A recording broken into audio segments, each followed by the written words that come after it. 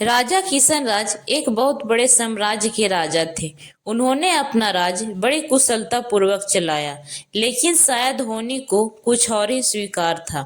राजा किशनराज का निधन आकस्मिक हो गया, तो उनके इकलौते पुत्र सभ्यराज को उनकी गद्दी दे दी गई। नौजवान राजा आखिर था तो किशनराज का पुत्र, वो भी अपने पिता की तरह बहुत ही प्रतिभाशाली था। उसने कुछ ही समय में राज्य की सारी बागडोर अच्छे से संभाल ली। राजा की माँ यानी किशनराज की पत्नी पहले ही स्वर्ग सिधार चुकी थी। राजा अपने पिता की इकलौती संतान था और अब उनके माता और पिता दोनों ही नहीं थे। समय समय पर राजा का राज्य के सबसे पुराने और वफादार मंत्री काशीराम मार्गदर्शन किया करते थे और राजा अपने राज्य की सबसे पुराने मंत्री काशीराम को ही सब कुछ मानते थे। एक दिन काशीराम ने राजा को विवाह करने की सलाह दी। राजा को उन्होंने पास के राज्य की राजकुमारी प्रेरणा के बारे में बताया। कहा कि प्रेरणा बहुत ही गुणवती और संस्कारी है, साथ ही समझदार भी। आपके साथ इस राज्य को चलाने में भी आपको बहुत सहयोग करेगी। राजा ने पहले कुछ समय तक मना किया, लेकिन लड़की और उनके परिवार के बारे में सुनकर राजा ने उनकी बात मान ली। राजकुमारी और उनके परिवार वाले पहले से ही राजा से बहुत प्रभावित थे, इसलिए वो विवाह करने के लिए तैयार थे। आखिर ऐसे राजा से शादी कौन नहीं करना चाहेगा। बड़े धूमधाम के साथ राजा की शादी हो गई। शादी के बाद प्रेरणा इस राज्य में आ गई। राजा प्रेरणा की सुंदरता के साथ उनकी समझदारी का भी बहुत बड़ा प्रशंसक बन गया। ऐसी कई बातें थी जो राजा बल से नहीं हल कर सकता, उसे प्रेरणा अपनी सूझबूझ से सुलझा देती थी। राजा और रानी दोनों ही एक दूसरे को पाकर बहुत खुश थे। उन दोनों में प्रेम अखंड था। ठीक एक साल बाद रानी प्रेरणा गर्भवती हो गई। राजा और रानी दोनों पहली संतान के लिए बहुत खुश थे। भगवान का बहुत धन्यवाद दे रहे थे। राजा ने योजना बनाई थी कि उनकी संतान होने पर वो पूरे राज्य को निमंत्रण देंगे। आखिरकार वो दिन आ ही गया और रानी ने एक पुत्र को जन्म दिया। राजा और रानी की प्रसन्नता का कोई ठिकाना नहीं रहा, लेकिन यह खुशी ज्यादा देर तक नहीं टिक पाई। नवजात पुत्र कुछ ही घंटों में मर गया। राजा और रानी के साथ मंत्रीगण और सेवक सभी बहुत दुखी हो गए। काशीराम ने राजा को हौसला दिया और कहा कि भगवान की मर्जी के आगे किसकी चली, आप खुद को संभालें और रानी को हौसला दें। राजा ने रानी को हौसला दिया, साथ ही खुद को भी। वो भी समय निकल गया। राजा और रानी उस दुख से उभरने लगे। उन्होंने इस सत्य को स्वीकार कर लिया और अपने आने वाले जीवन के लिए फिर से योजनाएं बनाने लगे। कुछ समय बाद रानी फिर गर्भवती हो गई। इस बार राजा और रानी कुछ ज्यादा सतर्क थे। समय समय पर दाई और वैद्य से परामर्श लिया गया ताकि पिछली बार जैसा कुछ न हो। समय आने पर फिर रानी ने एक पुत्र को जन्म दिया, लेकिन इस बार भी वो पुत्र कुछ घंटों का ही मेहमान था। राजा रानी को लगा कि ऊपर वाला उनके साथ ऐसा क्यों कर रहा है। अब यह बात सोचने योग्य हो गई थी। राजा ने अब दूसरे तरह के उपाय करना शुरू कर दिए। सब कुछ होते हुए भी राजा के राजमहल में एक अलग खालीपन था। विरोधी राजा और शत्रुओं ने राजा की इस अवस्था का लाभ उठाकर राज्य पर हमले करना शुरू कर दिए। अपने निजी जीवन में इस परेशानी का प्रभाव कई बातों पर पड़ा। राजा अपना कुछ राज्य हार गया। राज्य की जनता का भी राजा पर से विश्वास कम होता जा रहा था। बातें हो रही थी कि जो अपनी संतान को नहीं बचा पा रहा है, लगता नहीं वो राज्य को क्या बचा पाएगा। इन सारी समस्याओं के बीच रानी प्रेरणा अपने प्रयासों में लगी हुई थी। वो राज्य में ऐसे ही जा कर राज्य के वासियों से मिलने लगी। रानी क्या कर रही है यह किसी को पता नहीं था। करीब 6 महीने बाद वो राजा को बोली कि अब हमारी संतान की मृत्यु नहीं होगी, लेकिन उसके लिए आपको मेरी बात माननी पड़ेगी। राजा पहले ही जानता था कि रानी बुद्धिमान है और कहना मानना हमेशा ही उनके लिए अच्छा रहा। इसलिए राजा झट से हाँ बोलते हुए बोला कि हाँ, आप जो बोले वैसा ही होगा। बताइए, रानी बोली। आज रात के बाद मैं अज्ञात जगह चली जाऊंगी और संतान प्राप्ति के बाद मैं उचित समय पर वापस आऊंगी। आप मुझे ढूंढने का प्रयास मत करना। राजा बोला, अज्ञात, यह आप क्या कर रही हैं? आप रानी होकर ऐसी बातें कर रही हो। आप कहाँ रहेगी? रानी बोली कि अगर आपको हमारी संतान चाहिए तो आपको मेरी बात माननी पड़ेगी। राजा कुछ न कर सका। फिर रात में राजा जानता था कि वो अपनी रानी से अब पता नहीं कब मिल पाएगा। रात्रि के बाद सुबह जब राजा नींद से जागा तब रानी जा चुकी थी। कांसीराम के द्वारा पूछे जाने पर राजा ने कहा कि प्रार्थना करें हम अपने इस प्रयास में सफल हो जाए।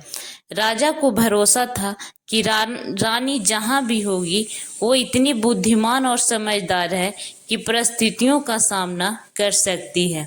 साथ ही उसे यह भी विश्वास था कि रानी जो बोल कर गई है वैसा ही होगा। उनकी संतान इस बार जीवित रहेगी। इसलिए राजा अब अपने विरोधियों से निपटने लगा। वो अब विश्वास से भरा था, जिसके कारण उसे इसके अच्छे परिणाम मिल रहे थे। फिर एक दिन अचानक लगभग 10 माह बाद ही एक सुबह रानी गोदी में बच्चा लिए आई। पुत्र था, करीब 1 माह का। राजा की खुशी का ठिकाना नहीं रहा। राज्य में सभी को निमंत्रण भिजवा दिया गया। राजा ने रानी को धन्यवाद दिया, कहा यह आपने कैसे किया और हमसे क्या गलती हो रही थी। रानी बोली, उचित समय पर आपको बता दूंगी। राजा अपने महल में नए मेहमान नन्हे राजकुमार के साथ बहुत खुशी खुशी जीवन यापन करने लगा। साथ ही राजा के राज्य का विस्तार होने लगा। लेकिन पुत्र के आने के बाद रानी में बहुत सारे बदलाव हुए। रानी अब पहले जैसी नहीं रही थी, ऐसा सोचना राजा का था। रानी राजा को अपने समीप भी नहीं आने देती थी, कुछ न कुछ कारण बताकर टाल देती थी। राजा के द्वारा पूछे जाने पर रानी कहती थी कि आपने कहा था जो मैं कहूंगी आप मानेंगे। यह भी हमारे पुत्र के जीवन के लिए आवश्यक है। राजा का पुत्र अब 2 साल का हो गया। रानी का समीप न आने का प्रतिबंध अभी भी राजा के लिए वैसा का वैसा ही था। इतने समय के प्रतिबंध के चलते अब राजा के मन में कई विचार घर बनाने लगे। फिर एक दिन राजा को इस विचार ने पकड़ लिया कि शायद यह पुत्र उनका नहीं है, कमी शायद उसी में थी।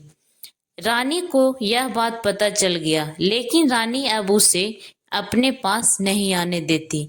अब उसे इस विचार हमेशा सताने लगा। अब हर बात और हंसने में वो अपने आप को अपमानित मान रहा था। राजा ने एक दिन रानी से पूछा कि आपने कहा था कि यह बच्चा कैसे जीवित रहा, आप बताएंगी। रानी फिर बोली, महाराज उचित समय आने दीजिए। राजा क्रोध में आ गया, बोला, मैं कई दिनों से आपके व्यवहार को देख रहा हूँ। आप कुछ बहुत ही बड़ी बात छिपा रही है। यह बच्चा किसका है, आप हमें सच बता दीजिए, हम आपको क्षमा कर देंगे। रानी को राजा के इस तरह के बर्ताव से अचरज हुआ। उन्होंने बोला, यह बच्चा हमारा है, आप कैसी बातें कर रहे हैं। राजा बोला कि अगर आपने झूठ बोला या हमसे कुछ छुपाया जो हमें कहीं और से पता चला तो आपको और बच्चे दोनों को दंड मिलेगा। रानी यह सुनकर क्रोध में आ गई और बोला, महाराज आप किस तरह की बात कर रहे हैं। बात अगर मेरी होती तो मैं चुप रहती, लेकिन आपने मेरे बच्चे के लिए बोला है और मैं यह बात सहन नहीं कर सकती। सच सुनने की हिम्मत है तो सुने। तब रानी ने एक ऐसे सच से राजा को अवगत कराया जो वो नहीं जानता था। रानी ने कहा कि मैंने इस पूरे राज्य में करीब 6 माह तक भ्रमण किया और जगह जगह जाकर पुराने लोगों की बातें सुनी। आपके राज्य की सीमा पर जंगल में एक समूह रहता है। उनके कुल देवता में उनकी अटूट आस्था है और उनके कुल देवता में उनकी अटूट आस्था है और उनमें शक्ति भी है। साथ ही समूह का एक प्रधान है जो पूरे समूह का ध्यान रखता है। उनकी वाणी मतलब देवता की वाणी। जब आप 1 वर्ष के थे तब आपके पिताजी और माता के साथ एक दिन यात्रा पर गए। बग्घी से यात्रा करते समय उस समूह की एक महिला जो गर्भवती थी बग्घी से टकराकर मृत्यु को प्राप्त हो गई, जिसके परिणाम स्वरूप उन्हें प्रधान ने श्राप दिया कि अब से उनका वंश आगे नहीं बढ़ेगा। इसी वजह से आप भी अपने पिता के एक अकेली संतान है और इसी कारण हमारी संतान नहीं बच पा रही थी। आपके यहाँ से जाने के बाद मैं वहाँ उन लोगों के साथ रही। शुरू में उन लोगों को मुझ पर क्रोध था, लेकिन फिर वो मेरी आस्था देखकर पिघलने लगे। मैंने देवता से प्रार्थना याचना की, लेकिन एक बार तीर कमान से निकल गया तो वापस नहीं आता। हमारी संतान फिर पैदा होते ही चली गई। फिर राजा पूछा, तो ये बच्चा किसका है? मेरे समय के साथ ही वहाँ एक और स्त्री भी गर्भवती थी। उनकी संतान भी उसी समय हुई। हमारी संतान के फिर चले जाने के बाद उनके देवता के आगे संतान को लेकर जोर जोर से रोने लगी। तभी वो सारे समूहवासी इस बच्चे मुझे देने आ गए और मेरे आगे घुटने टेक कर मुझे समर्पित कर दिया। उनकी आंखों में मेरे लिए प्यार था, दया थी और हाथ में बच्चा था। बस मुझे लगा कि अब हमें क्षमा मिल गई है। नवजात को मैं कुछ दिन वहां रखने के बाद ले आई। आप अपना बच्चा ना होने से कितने दुखी थे। उन लोगों की दया और महानता देखो, एक राजा को उन्होंने अपना बच्चा दे दिया, वो भी उस राजा को पुत्र को जिसने उन्हें चोट पहुंचाई थी। मुझे लगा कि इस बच्चे को जीवन भर अपार स्नेह देना ही हमारा प्रायश्चित है। राजा यह सब सुनकर कुछ बोलने लायक नहीं रहा, खुद को कोसने लगा। बोला, मैं तो आपके क्षमा के लायक भी नहीं हूँ। अपने परिवार की श्राप का पता मुझे नहीं लगा और आपने इतनी तपस्या की। मैंने आपसे विवाह करके आपके साथ अच्छा नहीं किया, मुझे क्षमा करें।